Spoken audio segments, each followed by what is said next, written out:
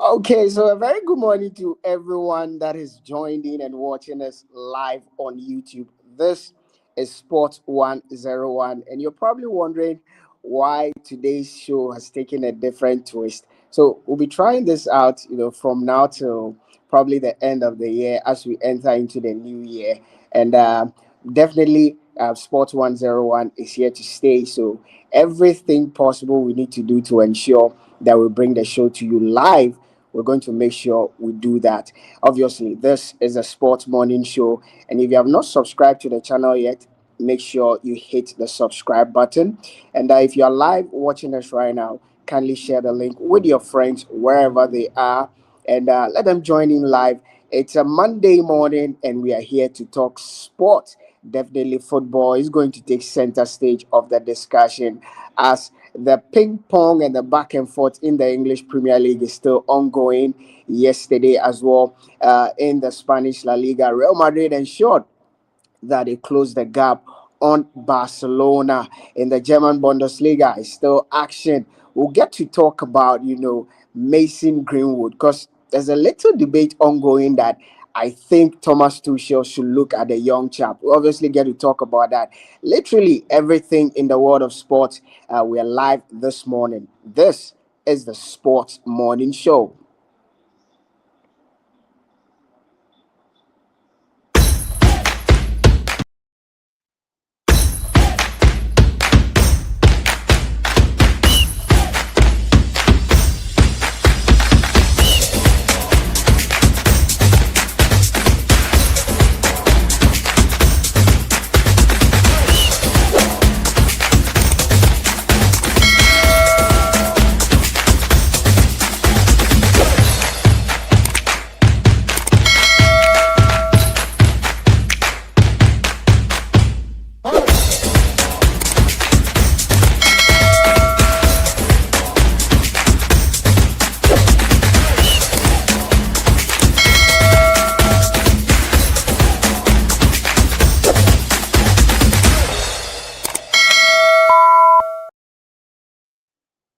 So, welcome back to the show.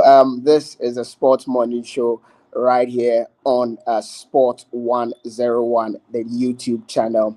Like I said, if you have not subscribed yet, make sure you hit the subscribe button, and you can, be updated every time we go live, every time a new fresh video is uploaded, so that you'll be abreast with our content. It's virtually everything sports, and you will love our content. So make sure you hit the subscribe button, make sure you hit the notification button, and get to join the Sports 101 family. You're probably wondering where the team is, Sami, Kofi, and the entire team. They'll join us pretty shortly, and I will get into the discussion as we always do. This morning we're here to talk about sport. Before I introduce the guys and we get the discussion rolling, let me run by you some happenings in the world of sport, and obviously let me run by you the results from the weekend action across the various leagues in Europe. Let's start from the English Premier League. On Saturday, Chelsea beat Everton by 2 goals to nothing. Liverpool also continued, their rise from the abyss they found themselves by beating Brighton by 2 goals to nothing. Burnley at home lost to Fulham by 3 goals to two. Arsenal, without a single shot on target, have found a way to score 2 goals. They defeated Wolverhampton Wanderers by 2 goals to one. In the Spanish La Liga on Saturday as well, there were games. Barcelona defeated Osasuna by 2 goals to nothing. Rafinha with both goals. Mallorca defeated Elche by 3 goals to one. Atletico de Madrid ensured that they stay in the conversation for the title in the La Liga by beating Valencia by 2 goals to one. Ratafe lost at home to Espanyol by a goal to nothing. In the German Bundesliga, Mönchengladbach at home lost to VfB Wolfsburg. Frankfurt also defeated Augsburg by a goal to nothing. Hoffenheim were the heavy, victors over the weekend in the German Bundesliga as they defeated Hamburg by 4 goals to one. St. Pauli defeated Heidenheim by 2 goals to one. Leverkusen also beat Cologne by 2 goals to nothing. In the Italian Serie A on Saturday, Torino defeated Camoranesi by a goal to nothing. Parma lost at home to Lazio by a goal to nothing. Atalanta, being led by Lukman and his charges, defeated Cagliari by 2 goals to one there yesterday. In the English Premier League, Manchester City, they are on the heels of Arsenal. They defeated Crystal Palace by 3 goals to nothing. Ryan Cherky was an impeccable form there in that game. Nottingham Forest shockingly defeated Tottenham Hotspurs by 3 goals to nothing. Sunderland in the derby game against Newcastle. That game was very, very, very hot there. It's been 10 years, over 10 years since that derby took place. So it was an incredible historical game for both sides.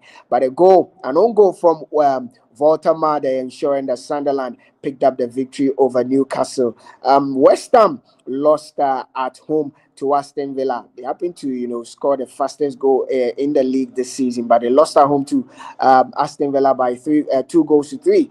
Brentford in the final game on Sunday drew 1-1 with Leeds United. I'll be running by you the league table as the discussion goes on, but there's one major story that is making round across Europe and in England is whether Thomas Tuchel should be looking at Mason Greenwood, because the guy is a top scorer for Marseille as well as in the French league.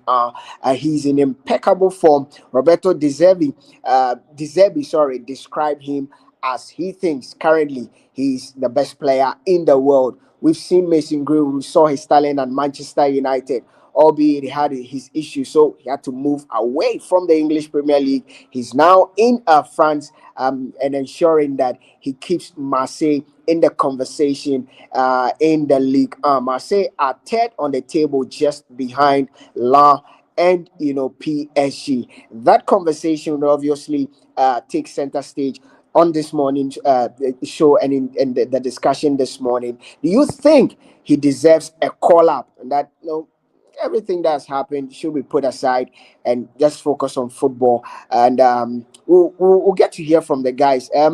Kofi and the lights are on, and let's start off the discussion and in relation to what happened over the weekend. Like I said, I'll be running by you the league table, and I'll run by you how the various teams are faring on the league table, who is leading in which category in terms of the stats and in terms of the numbers. Erling Haaland obviously is leading the pack in terms of the goal king race in the English Premier League. Kylian Mbappe as well leading the goal king race in the Spanish La Liga. In the German Bundesliga, no, it won't be news. Harry Kane leading the charges there. So we'll putting across all these information as we get into the discussion this morning right here on the show. Like I told you earlier on in my introduction, this would take the format of the remainder of the year as we prepare for something big from Sports 101 for you in the coming year. So you can actually join us live on the feed if you want to join in the conversation, if you want to join the discussion, so we get to talk and see each other and have a beautiful conversation. So especially if you're on the WhatsApp platform, you can just send us a message. You want to join in live in the conversation, you want to have a take on the discussion, we'll just put you on, and we'll keep the conversation on going. So I don't know if the guys are on. I don't know if the guys are ready so that we can set the conversation going. Kofi, good morning. Yes, good morning. Yeah, how are you doing? Yes, very well. Yourself? Oh, I'm good. I'm good. I You've mean, been talking, sir. You've been talking, sir. but that's the nature of the job. We talk for a No, living. no, but you've been talking, sir. Anyway, I'm Anyway, fine. Yourself? Yeah, I'm yeah, fine. Yourself? Yeah. And Bossman himself joined us. You see, when Liverpool started winning, he's joined in. When they Yeah, were we losing, called him. nowhere to We be called found. him 2, 3 weeks ago. He never showed up. He's found it Don't be convenient to show silly. up today. And, Don't be silly. I mean, Bossman, No. I mean, it's been quite a torrid few weeks for Liverpool, but I think our troubles are almost behind us, and we will definitely, bounce back and show some guts. okay. I think the league is still open. So yeah. It No, hasn't it but hasn't been easy. but if Pio says the league is still open, it means that he entertains thoughts about winning the league. Really? Oh, of course, I mean, there's a Like if Liverpool possibility. can win the league, yeah, if Liverpool can win the league, then Man United can win the league. Yeah, I Obviously, think Man United are still in the league. Chelsea are in the league. No, we are not in the league race. Um, Please, we don't want any pressure. it's still wide open. Yeah. okay. Anyway, guys, let's get into that discussion. We'll get to talk about the Mason Greenwood.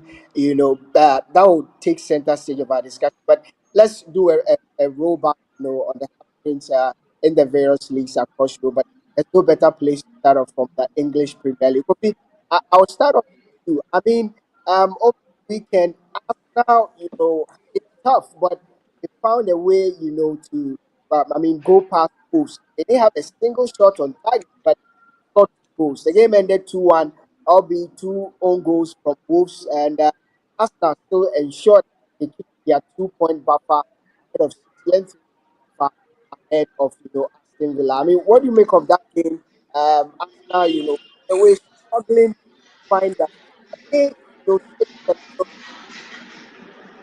Yeah, with all of the reinforcements Arsenal made in the summer, you'd expect that being top of the league and playing against the bottom placed Wolves. I mean, look, Wolves until they met Manchester United had not scored 11 hours in the league, and so you'd expect that they would not really pose a lot of threats to Arsenal in terms of they attacking the Arsenal defense. But if you watch the game, it tells you how unpredictable football and sports generally is. I mean, because you watch the game, you realize that Arsenal actually labored to a win. You understand? And he had to take quite some bit of fortune in the end for them to get the 3 points that I wouldn't say they deserved it on the day, because on the balance of play on the said day, I think that at least Wolves deserve to walk away with a point. All three goals were scored by Wolves in that said game. You understand? I mean, two own goals, and then they had to score a goal of their own also. I think that Arsenal are beginning to be hunted by some of the events of the past. In the past, we've seen Arsenal capitulate when the pressure is highest, and it looks like it looked like over the weekend against Wolves, the demons of the past kept roaring their head, and I think the Arsenal were absolutely quite lucky to get away with the 3 points. It was a good game actually. In the second half, Arsenal huffed them puffed, sorry, but they didn't get too much in terms of making their home advantage count towards the Wolves goal. But at the end of the day, I mean, people will tell you that it's all about the 3 points. But we are pundits. We look beyond what the layperson sees. I think that these are one of the games that shows that yes, Arsenal could be top of the league, but I still think that they still have a lot of buffering to do mentally if they are going to get over the edge of winning the Premier League. Thierry Henry said something quite poignant the other day when Arsenal, I think, that lost to one of the games they Aston lost Villa. recently. Aston Villa, yes, Aston Villa, yes, Aston Villa. He said that the weight of expectation, especially when you have not won something in a long time, it could even be bigger than what it is that you can win towards the end. And I think that it's playing out very well in the words of Thierry Henry. Look, Arsenal are under pressure. And I do not like how they are reacting to the pressure because City are just 2 points away from them. A long time ago, not too long ago, it was 10 points. Now it's been trimmed down to 2 points. And look at the chasing pack. Everybody seems to be hungry. City seems to be getting into the kind of gear that usually they get into when we are approaching this time of the year. And so good win, but not too convincing. And for me, it leaves the proponents of the people who think the proponents of the theories which think that Arsenal would probably bottle this league with a lot of ammunition. Daki. Pius, I mean, what do you make of that game? And I think the conversation around Arsenal and that it looks like they can't handle the pressure.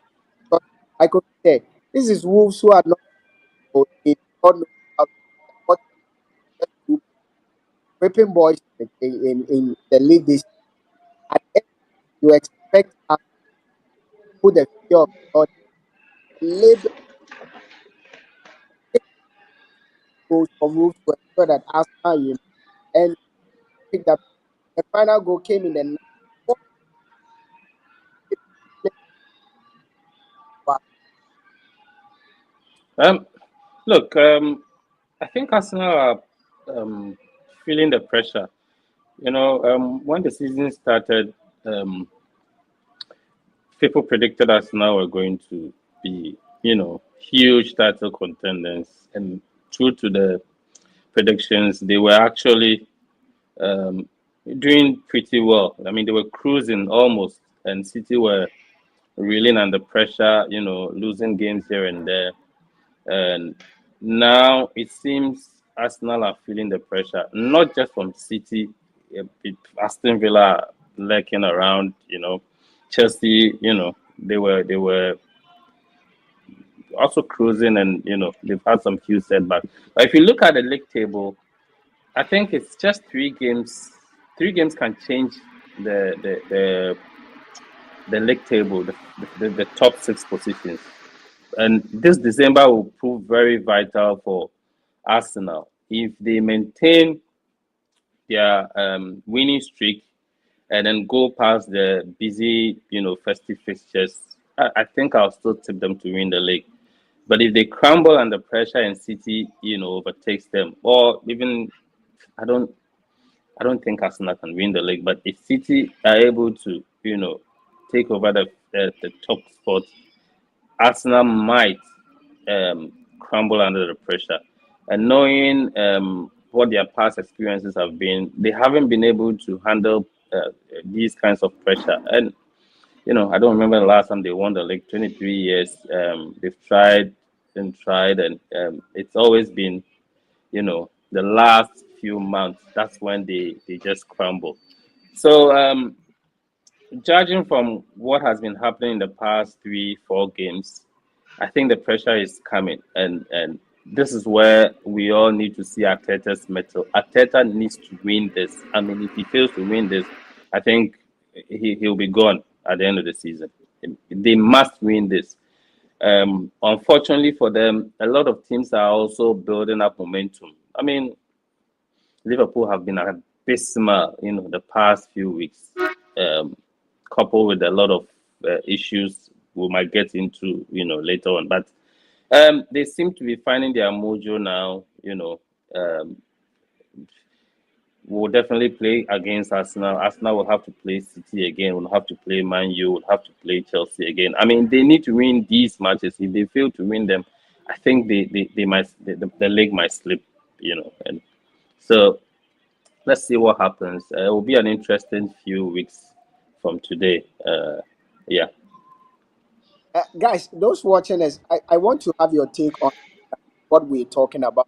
Do you think that the pressure is getting, or once in a while you have help? Live chat, let me know. Please. Want to know your thoughts on that. As I said, we are live, the different ways to show this. But Another conversation in relation to Arsenal has been Victor Jokeres. Everybody thought that okay, the conversation I think last year get a strike, get a strike, and if they get a striker, I think Arsenal they are set and done. But ever since this chap from Portugal, he's not found it easy. He's struggling to get goals. In the last 5 games, he's failed to score. Yesterday, he was very, very poor to the extent that he had to be taken off. Why do you, Kofi, why do you think one Gokeres has not, found his feet yet, and why is Arsenal struggling to integrate his style of play into their? Well, look, for anybody coming into the EPL, you need time to adapt. I am quite impressed by how well Ekitike has been able to adapt playing in the league. Probably because he's much younger and because of the kind of pressure Liverpool and having to move under the radar, he's been able to settle in. But I mean, the English league is a tough league to play in, and you don't get so many players coming to the league and then settle in at once. I think that nobody can dispute the fact that Gokares is a very good player, and Arsenal have bought a very good player. But the point is that if you play for a team like Arsenal at this material time, because of the gravity of what it is that they seemingly want to do, obviously you are going to be put under the microscope. But I am not one who looks at just the statistics.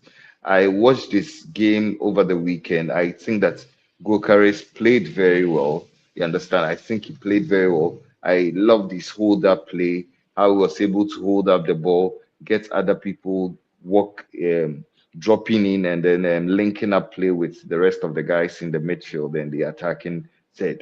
It's only going to be a matter of time before he really finds his feet. I mean, if you are even going to go strictly by the numbers, I do not think that his numbers have been all too terrible. I think he's been quite decent, but with the sort of pressure Arsenal find themselves at this material time, find themselves in at this material time. Obviously, if you lead the lines at Arsenal, your game is going to come under a lot of scrutiny.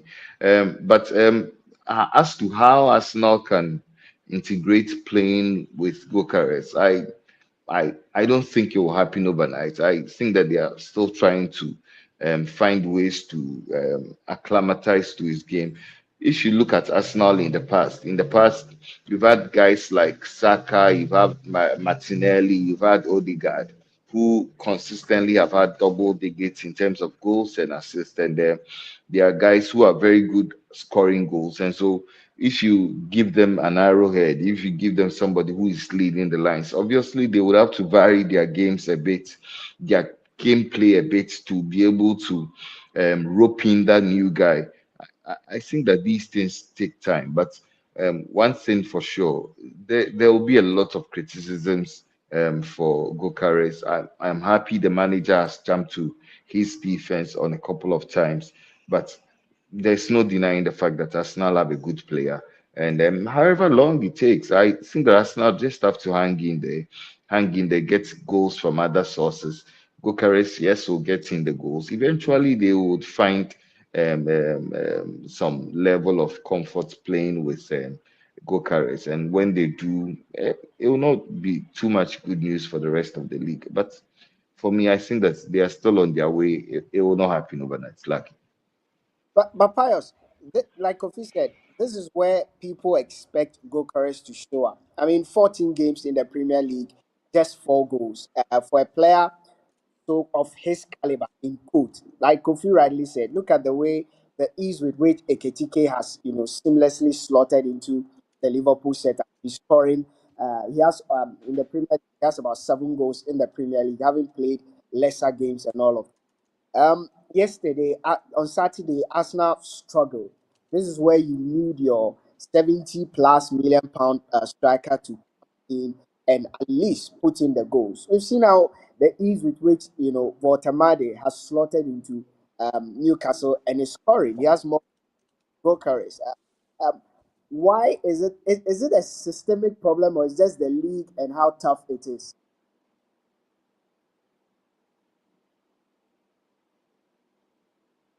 Um,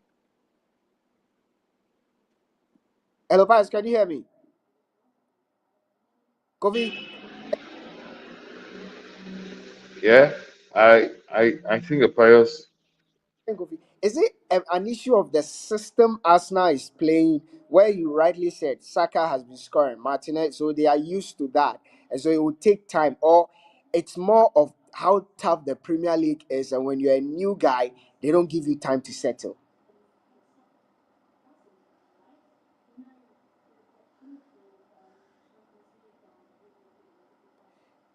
Guys, can you hear me? Hello? Yeah, Kofi, can you hear me? You're lucky. Yeah, can you hear me? Oh, so anyway, guys, we apologize for obviously it's technical, but Kofi, can you hear me now?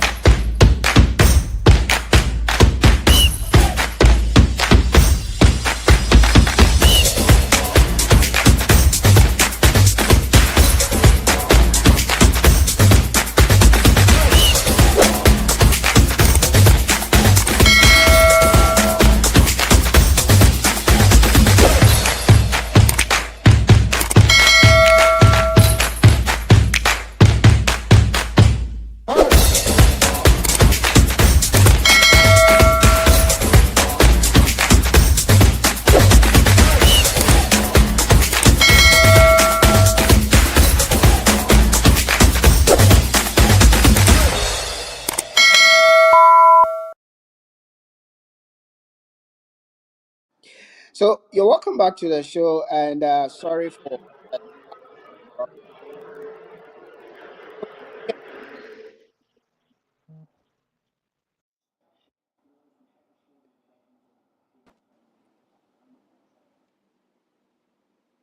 guys. Can you hear me now?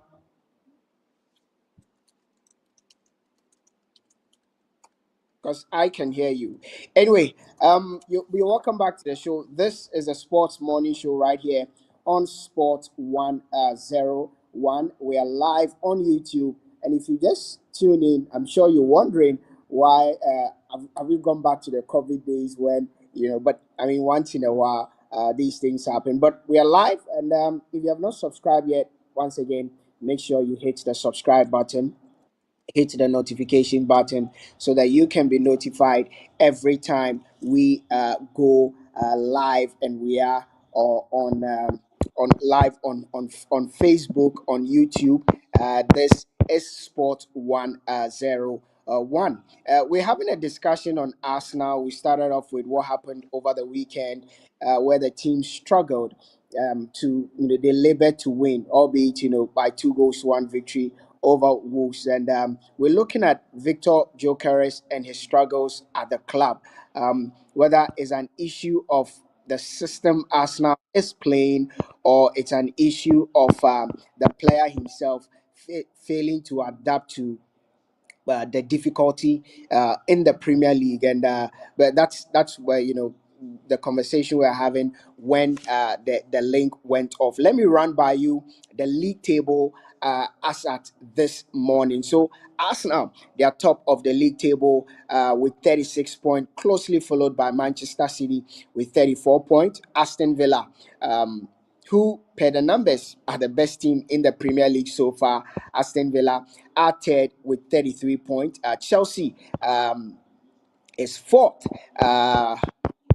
Chelsea is fourth with 28 points. Crystal Palace, they are fifth with 26 points. Liverpool are sixth with 26 points as well. Sunderland, after yesterday's victory, are seventh with 26 points. Manchester United are eighth, albeit a game in hand, with 25 points. Everton are ninth with 24 points. Brighton are 10th with 23 points. The bottom half of the table, Wolves are bottom with 2 points. Burnley, 10 points. West Ham, 13 points there. So these are the teams that are battling relegation as it stands there.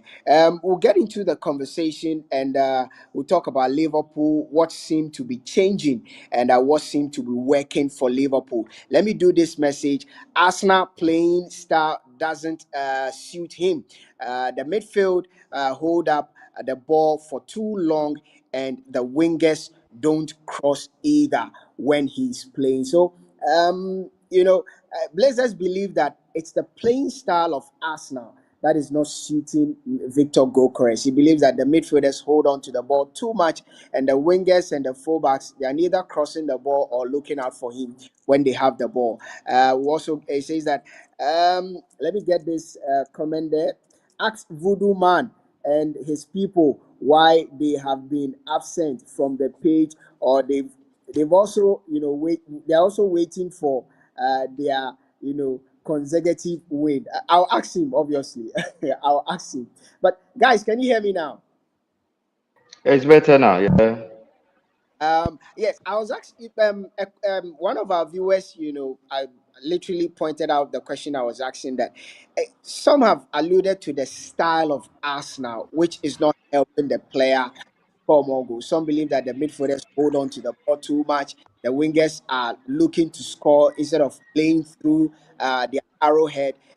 Pius, what do you think is the reason for the lack of goals for Victor Gyokeres? Because Ade is scoring, Eketike is scoring.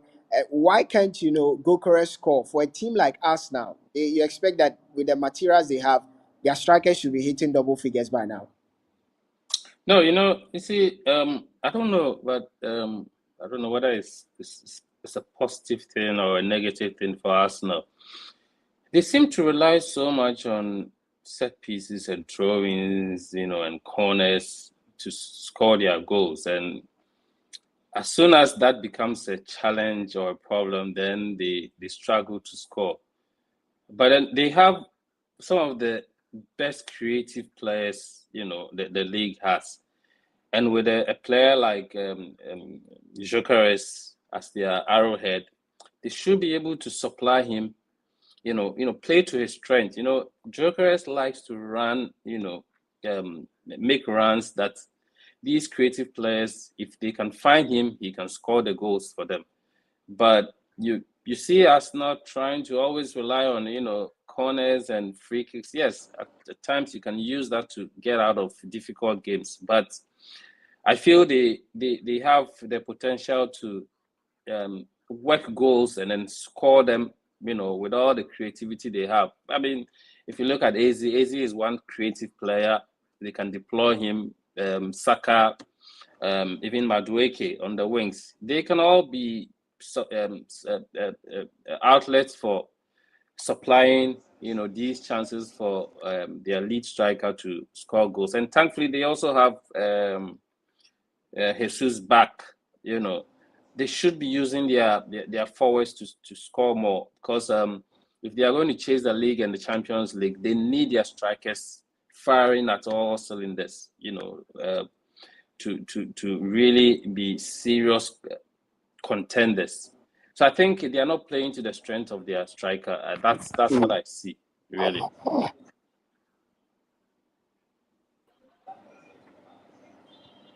Yeah. Can you hear me now? Yeah. I think I agree with Pius.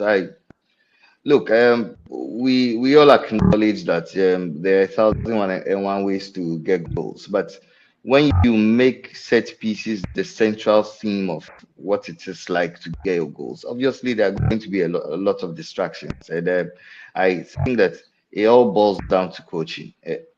This is where the manager needs to earn his money. And for Yeah. me, like Pius said, you look at the number of creative players that Arsenal does have. We should not be having this conversation. If you look at the creative players Arsenal have, Saka, Martinelli, there's Trossard, there's Odegaard, there's Eze. There are all of these guys. I mean, who can get that telling pass? There's even Zubimendi for the role that he plays. We've all seen him at Sociedad. We've all seen him in the Spanish national team. We all see what it is that he can do. We should not be having this conversation. And for me, I think that it's all down to coaching. This is where the coach needs to earn his money.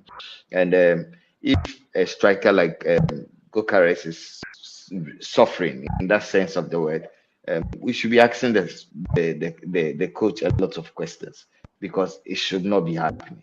Yes, like It, I sh- said. It should not be happening. Kofi, let's switch the conversation. Liverpool, I mean, they seem to have, put the problems, they have behind them in a way. They went on the road to beat Inter Milan in the Champions League. The league on Saturday as well. They picked up a victory. Are their problems over, or is just one of those things? Look, I will not be able to say their problems are over, but it's a good spell they are having. If you've watched Inter Milan are a very good team. I dare say one of the top four best teams in Europe currently. Because look, if you look at the level of quality that Inter does possess, and from their defense to the goalkeeping to the midfield to the strikers, they are a very good team, and they are a difficult team to beat. For Liverpool to hang in there and then win at the death by that Soboslai penalty kick, it tells you the level of quality that Liverpool does possess. And look, we can throw Liverpool and make fun of them, but the point is that nobody can dispute the fact that Liverpool does have a lot of quality.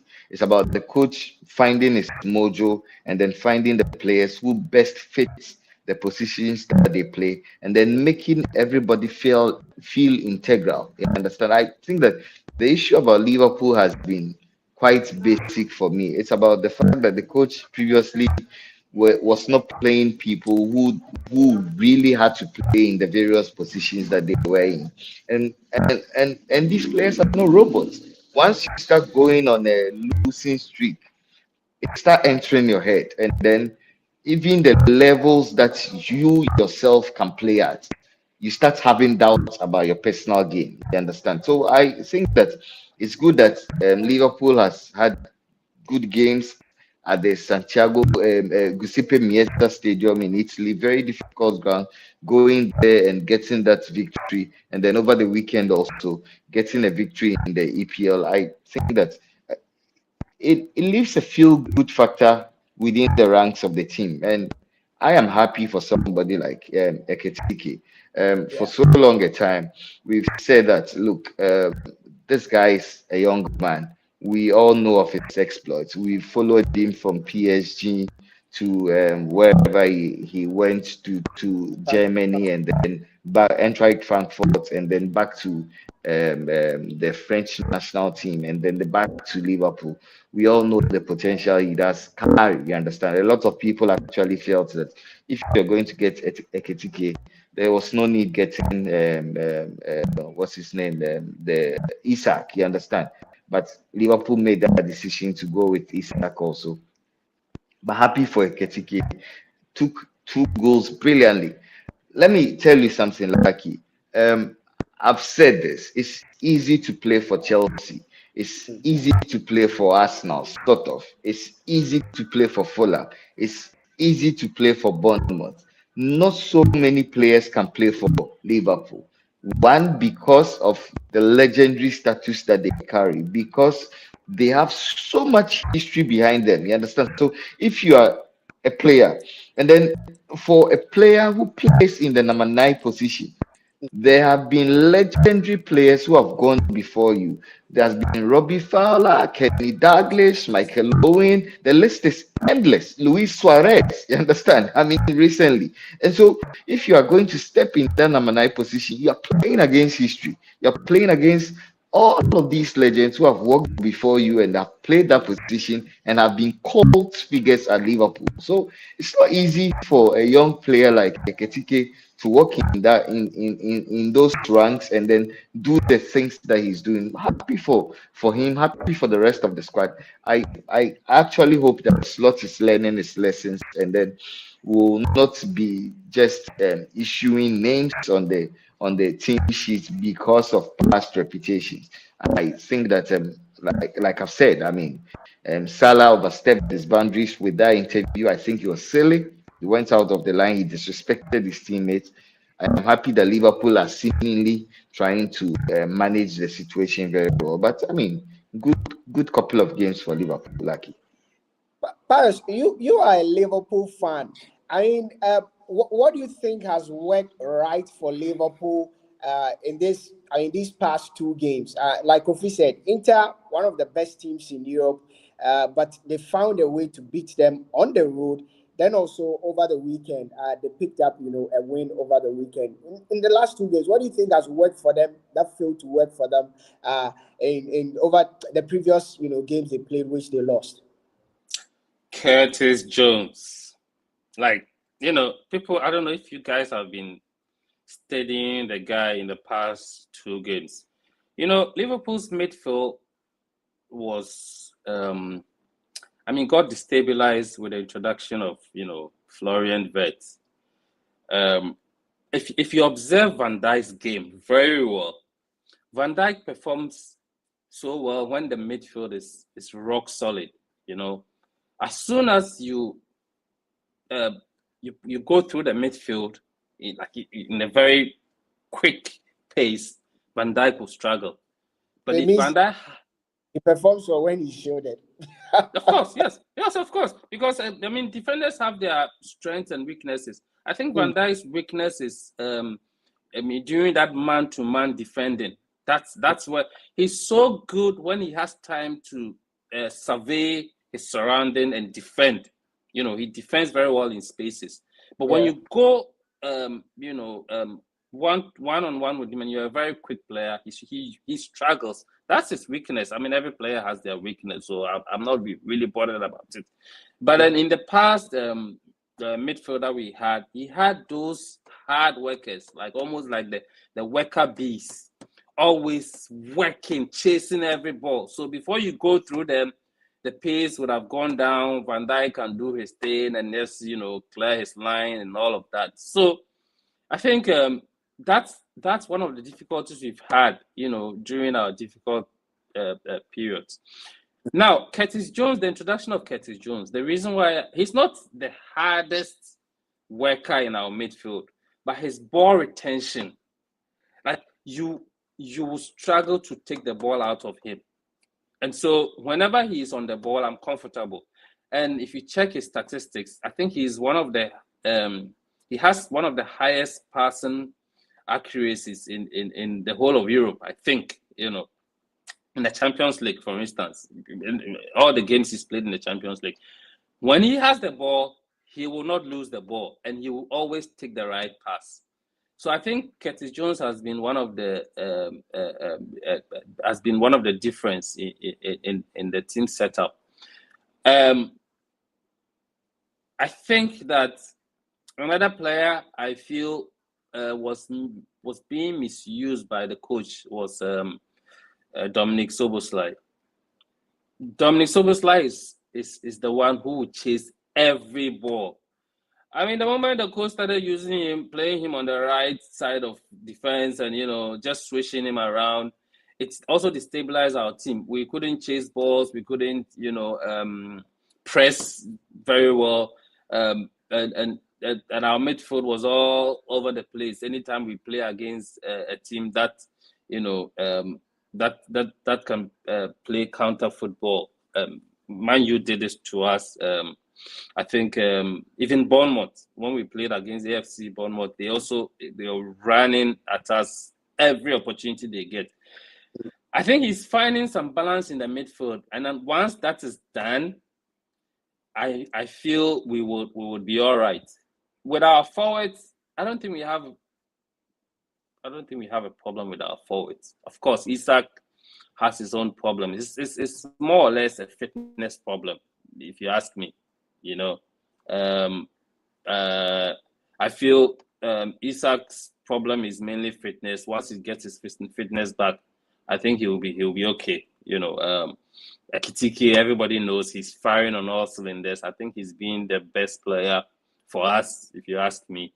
Because competing with Szoboszlai, I think they've been very good for us this season. Our defense, the only problem I find with our defense is that's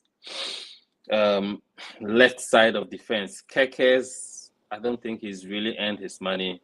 He's a bit rash for me. He needs time to also settle in a bit. And this is why I expect the coach to make sure he starts him from the bench, Robertson will always give you a solid display no matter what. And then probably gradually introduce Kekes into the team, rather than throw him into the team all the time and he causing us a lot of losses. He's really cost us a lot of points this season. So I feel there are minor issues. If the coach is able to sort it out, we will be good, heading into this busy festive season. Yeah.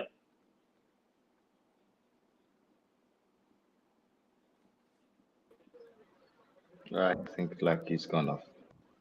Yeah, I mean, what do you think? I mean, really?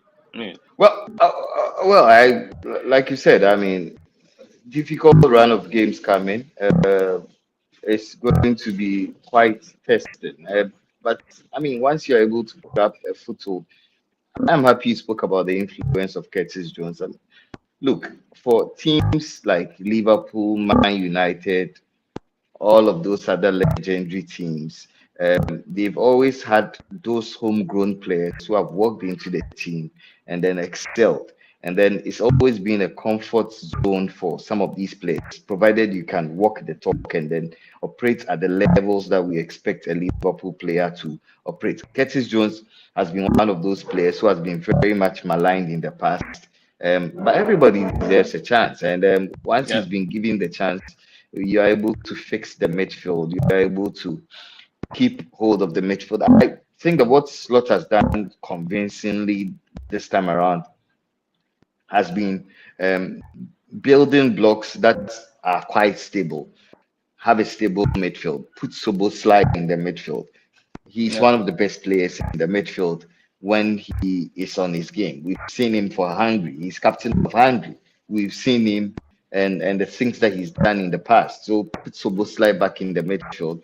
Forget about all the price tags. I mean, like you said, I mean, get a stable defense. Put Van Dijk in there and then get somebody who can chase balls and work hard in the midfield. Once you're able to do that, I think that we should be good to go. For me, I am happy with the influence of Curtis Jones and then all of the things. At least it keeps Slots away from the firing line a bit Yeah. because look, Yeah. he's come under so much pressure I in the think last few weeks. Slot was under intense pressure. I've On never seen him under on pressure, the and he verge was of being talking sacked. I mean, absolute nonsense. All that, when he came the first season, he was okay. I mean, everybody loved him in his press conferences because he was winning.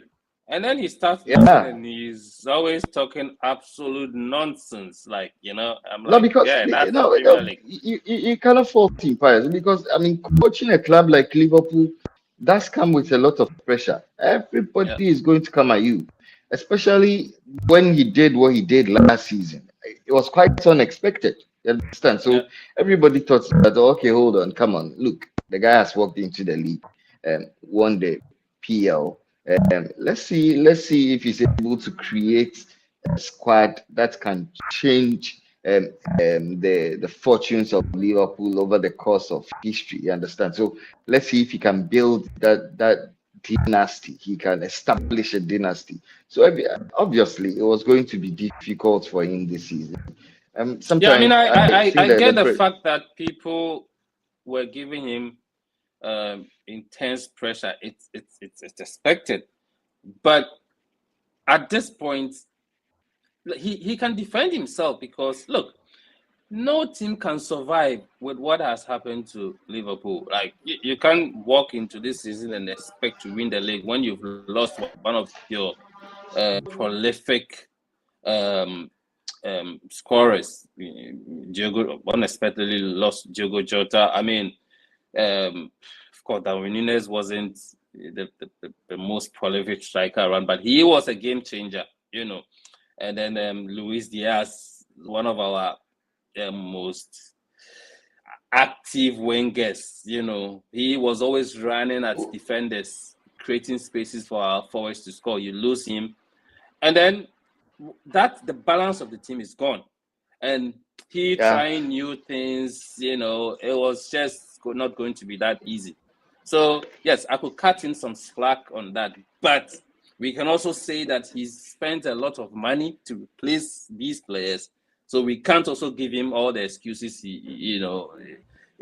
all these excuses. So yeah, I mean, as a manager for a top club like Liverpool, you need to, manage these pressures and then earn your money. He's being paid well, so I don't have pity for him at all. Okay. Well, I think that I think that Diaz was one player Liverpool shouldn't have sold. Yeah, Honestly, and he's one player. Liverpool should have given him everything that he needed because he's really hurt the team. He's yep, really hurt the team. I mean, Liverpool retrospectively should not have sold Diaz. Yeah, I I think agree. that it was a terrible, terrible decision to let him go. Yeah. Can you hear me? Yeah, can hear you. Okay. So I mean, I've had some calls that people want to join me in the discussion. I just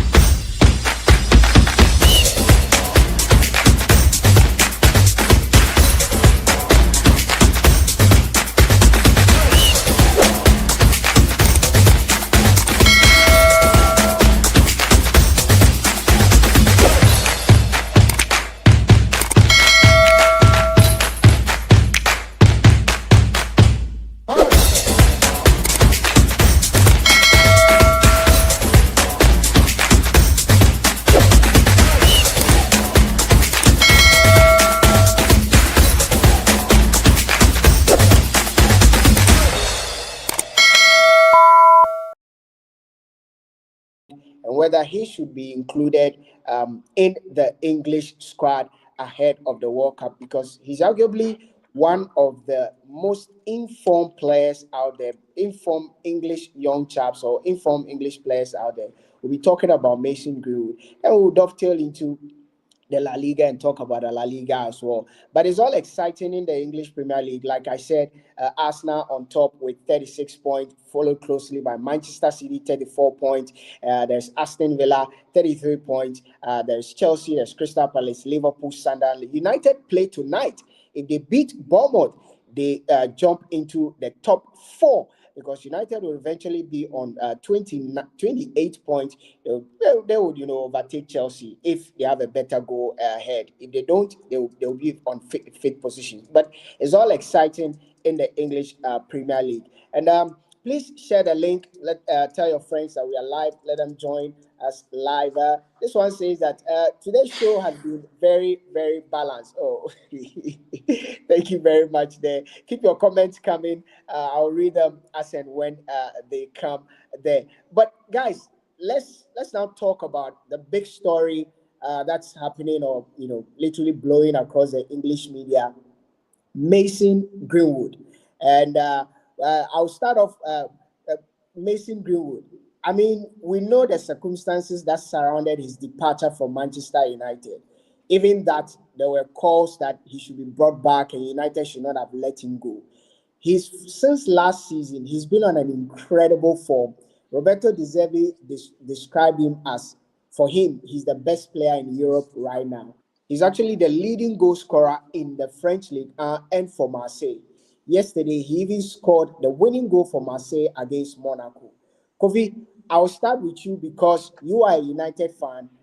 You saw all the drama unfold with his saga. Kofi, Mason Greenwood and the calls for Tuchel to include him in the English squad ahead of the World Cup in June next year. Kofi, should the guy be called? Well, for now, we all know that Mason Greenwood is not being called because of political reasons.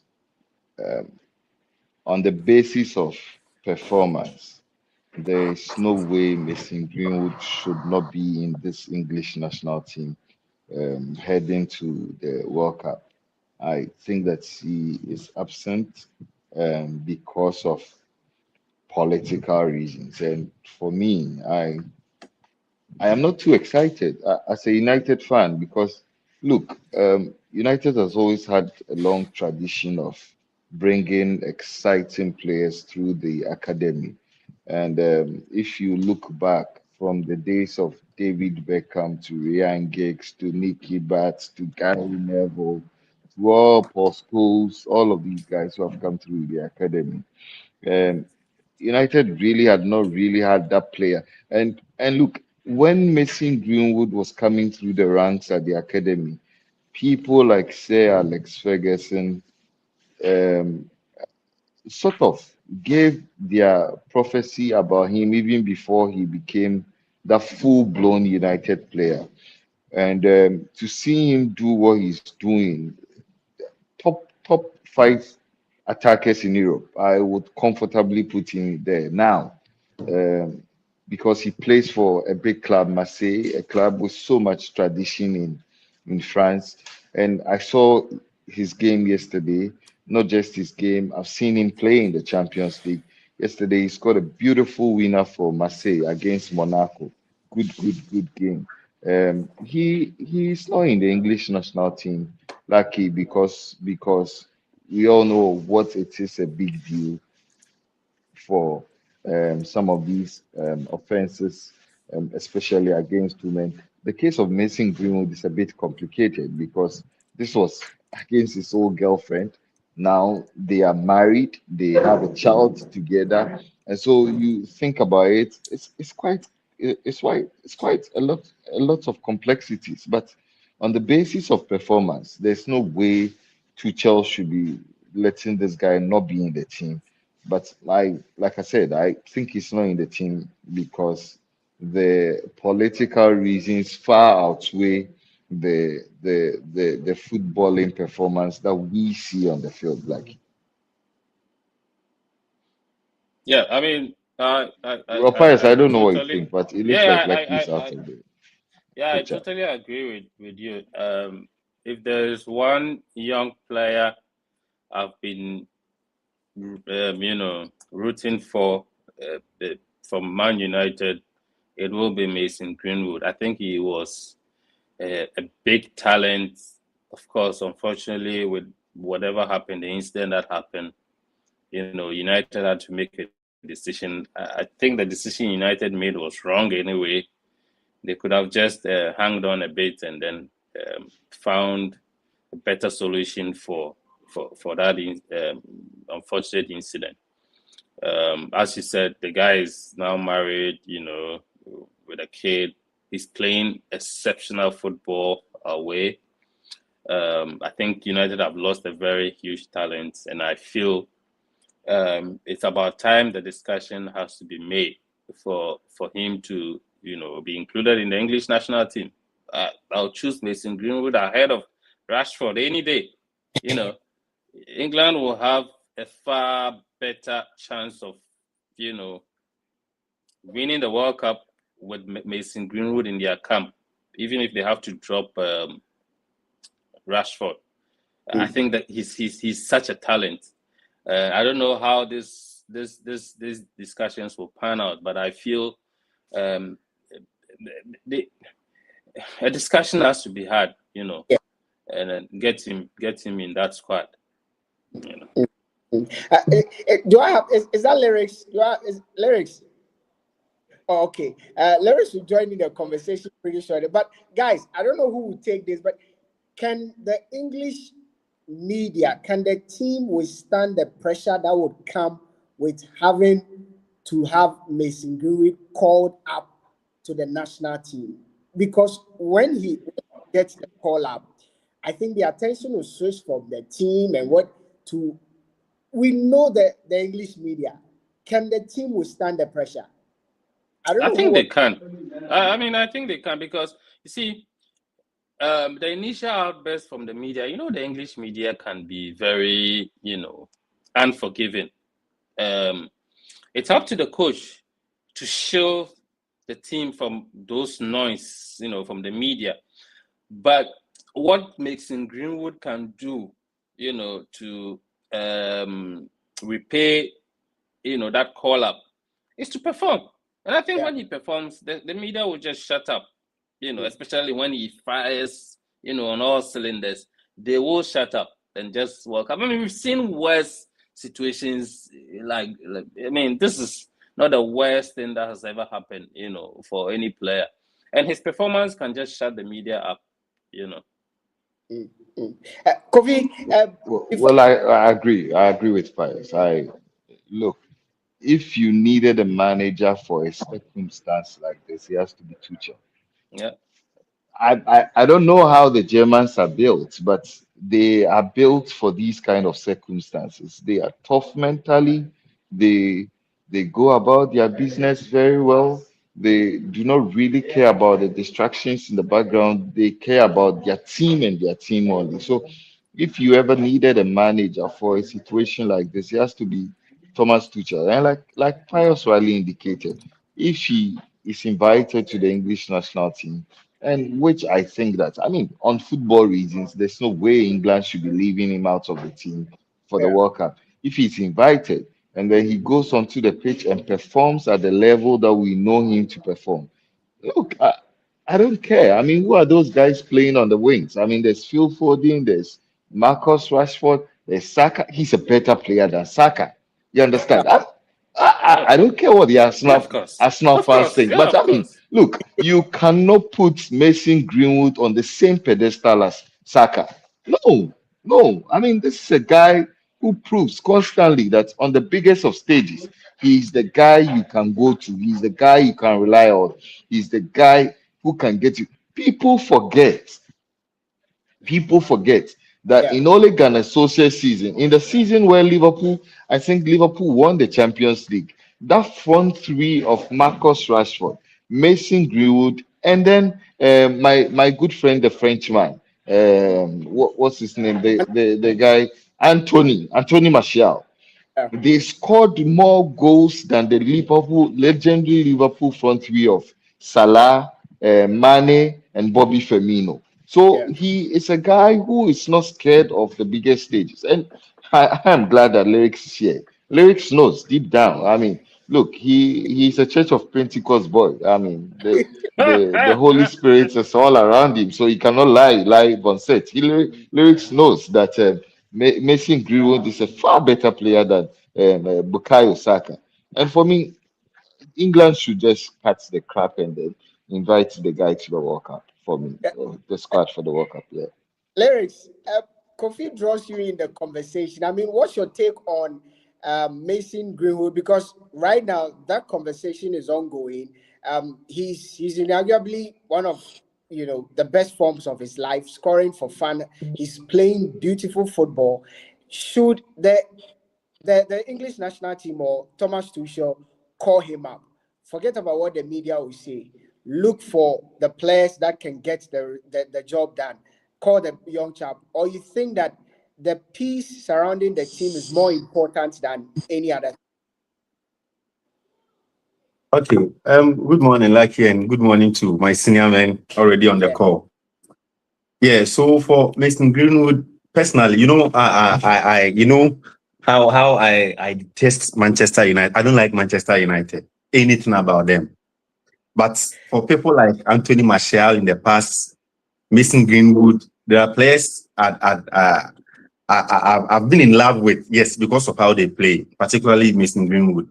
And I was very sad when this whole issue about him and his girlfriend and all that's happening, and United couldn't defend the boy. It's even made me hate Manchester United more, because if you have a kid at this age with all these talents and he's in a situation, and as a club, you couldn't defend the guy, you couldn't defend the boy, looking at all that he could have done for the club, and then left him to be in the hands of all those people outside waiting to devour him. I think United didn't do very well, because I remember I think Foden also had a similar challenge some time ago, and then I don't know how that panned out, but he ended up still being in the Manchester City team, and then he was performing. Mason Greenwood happens to find himself in a similar situation, and then United couldn't help him. They had to let go of him. I've been following him, and yesterday, it's because of him, I've been following the French league, particularly Olympic and Marcel. Yes, yesterday I watched their game against Monaco, and you could just tell that the guy, anytime, any day, he is delivering, he is scoring,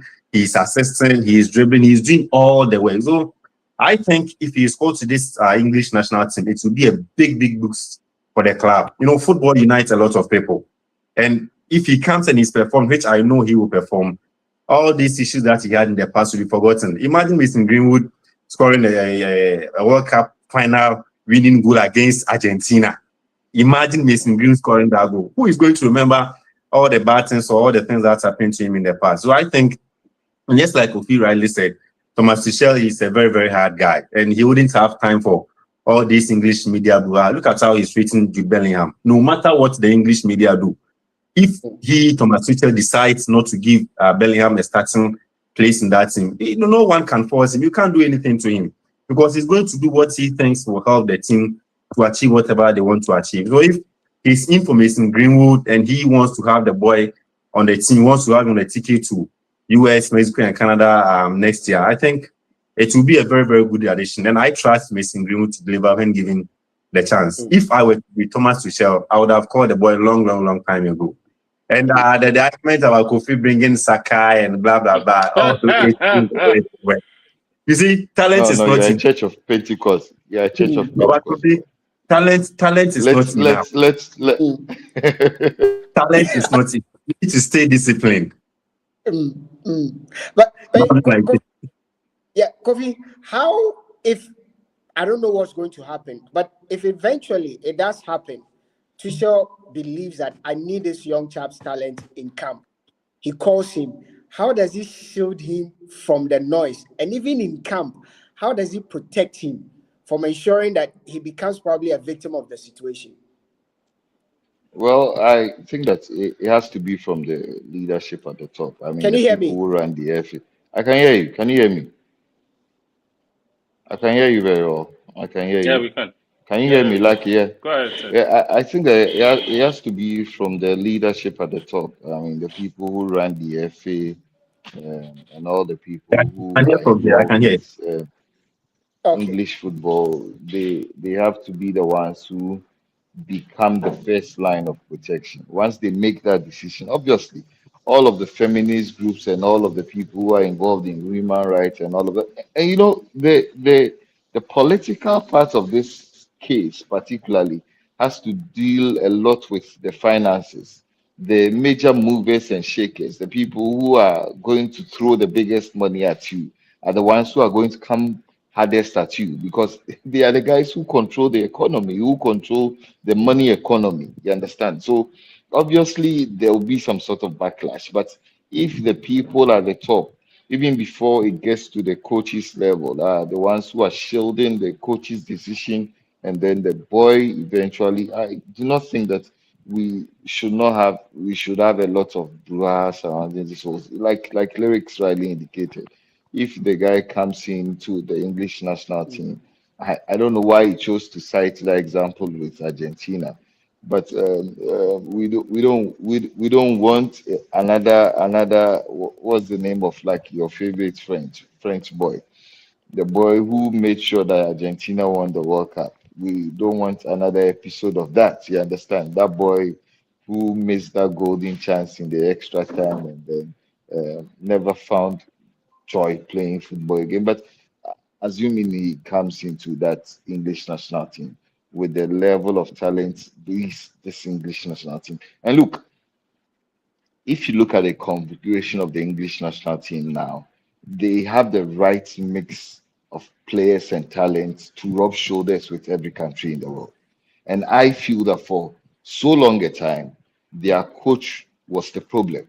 Now they have an A-lister. They have Thomas Tuchel.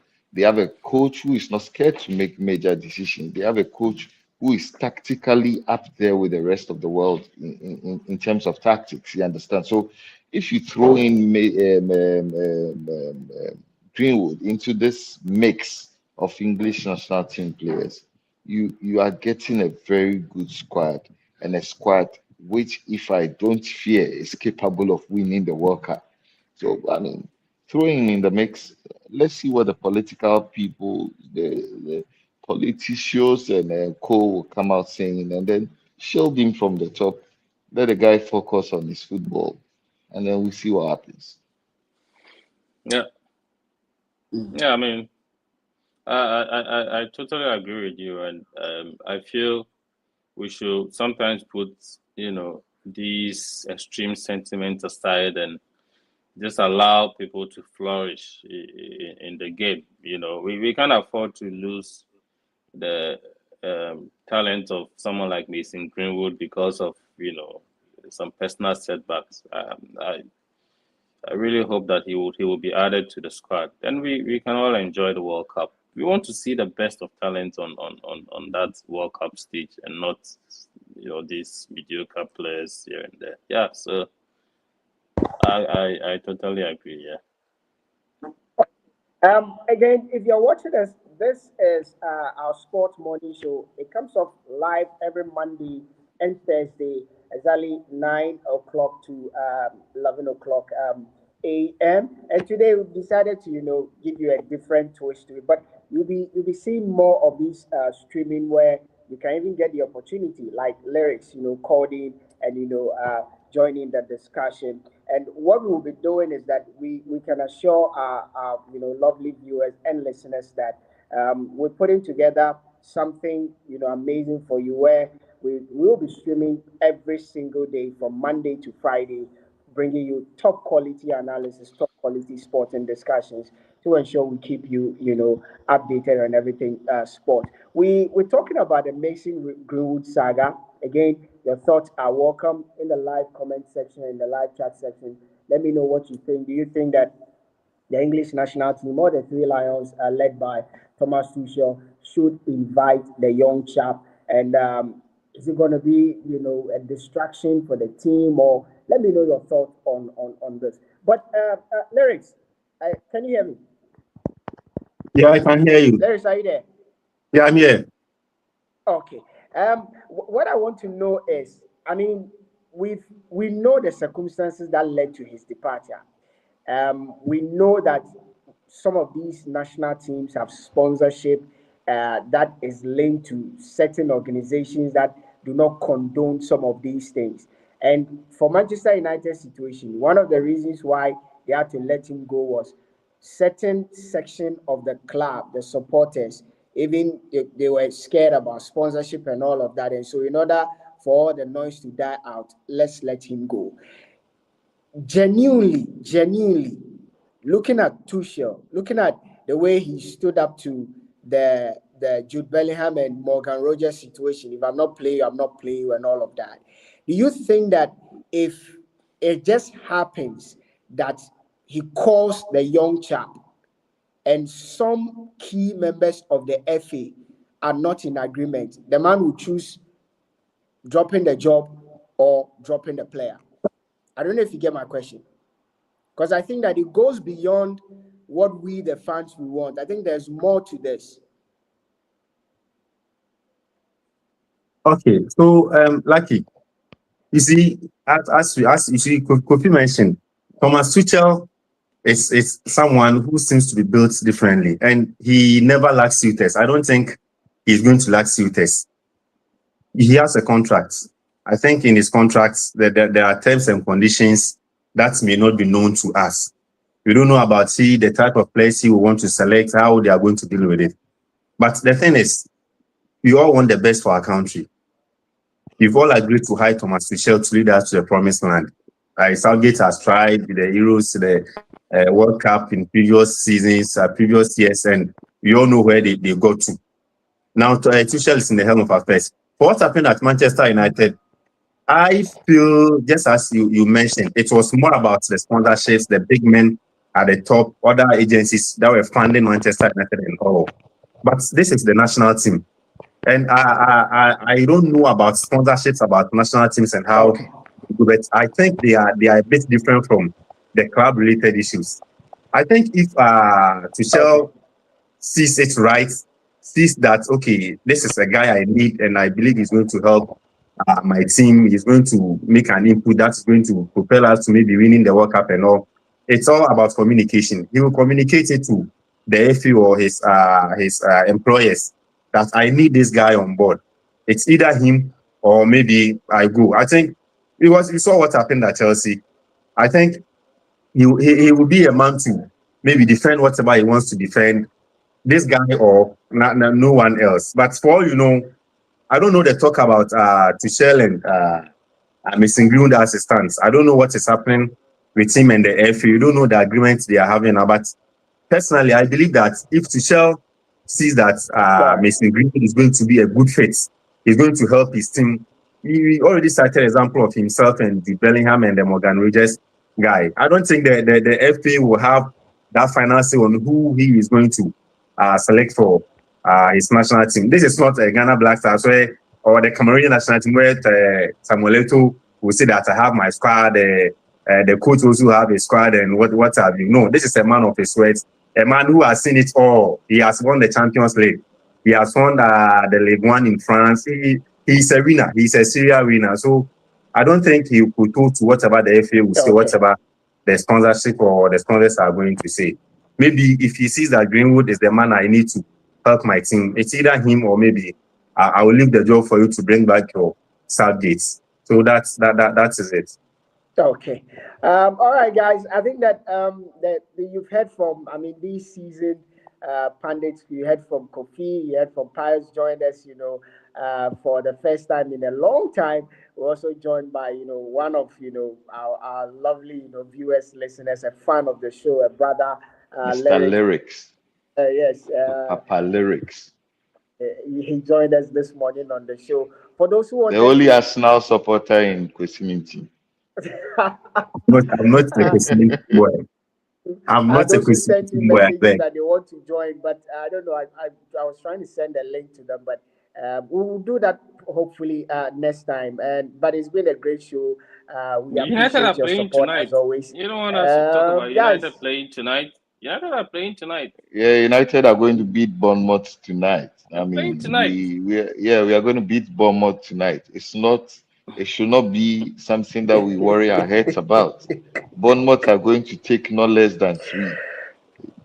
We'll do a send-off party for Mbeumo and Ahmad and what's the name of that other lad who came from Mazraoui. Yeah, we'll do a send-off party for them. Proper beating of Bournemouth tonight. We'll trash them 3-0 minimum. So if Mbeumo goes, I mean, how are you guys going to? No, forget about if Mbeumo goes. Forget about if Mbeumo goes. No, I'm just seriously asking, like, how are you guys going to survive? No, if Mbeumo goes, the savior is born. I mean, it's Christmas.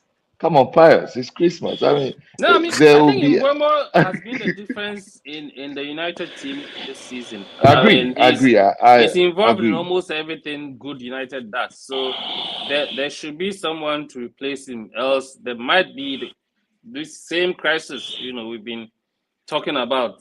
Well, I think I agree. I think that Mbeumo has been massive for Manchester United this season.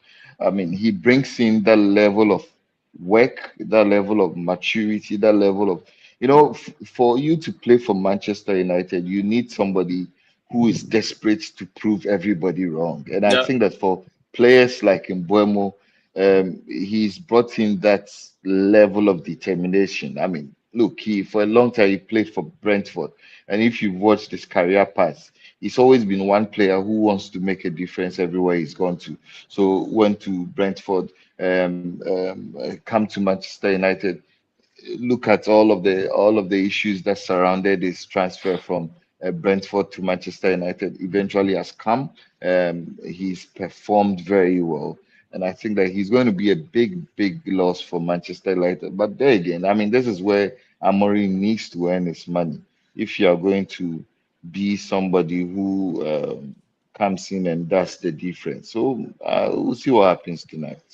Yeah, I mean, I think it's probably in the past few years one of the signings that I've been impressed with, because United have had a very bad, I agree. transfers. Rubbish signings. It's been rubbish signings. He's probably the only person who seems like he really wanted to come to Manchester United and play well, and he's been doing pretty well. So yeah, let's see how it goes. It'll be a big mess. It'll be a big mess. Yeah. But I'll beat Bournemouth tonight. Yeah. Hey, do you need a certain Antoine Semenyo? You don't agree we'll beat Bournemouth tonight? We'll beat Bournemouth. Do you know Antoine Semenyo? We will beat Bournemouth tonight. I really don't have a skin in the game. I mean, if you mean, okay, because you need to win anyway. Otherwise, the pressure will come back on Amorim. You need to win this match, really. Yeah. So, Well, I see Manchester United beating Bournemouth tonight. well, I don't have a skin in the game, as I said. I don't see them beating Bournemouth. They don't have the men enough. They don't have the men enough to beat Bournemouth tonight. You know, Semenyo hasn't scored in the past like 3, 4, or 5 games, and it's nights like this that he's going to show what he's made of. Yeah, He's come let's see to how it goes.